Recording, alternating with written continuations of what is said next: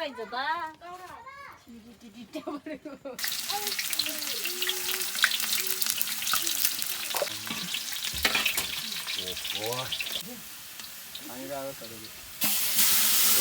तेल त कम भयो नि तेल कम भयो होला नि बोसो निस्किन्छ यो ढुङ्गा बोसो गोरा गर्छ रगत खान्छ हेर आजकलको जमाना त्यही त हैन रगत हाल्छ गाडी परेछ पन्ध्र दिन गर्नुपर्ने है भर्दिँदा नि सही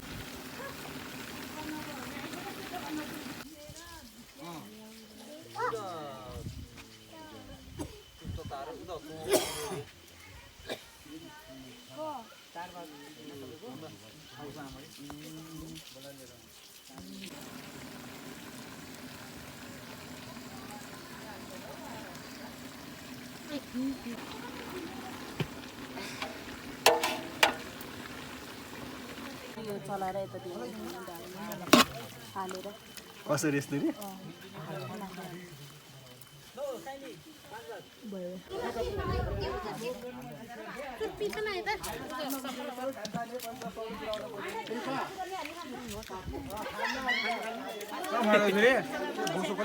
बस्दै बस्छ छ के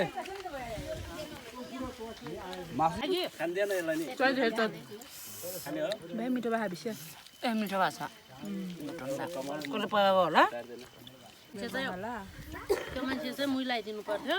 मुइ नि ल्याएन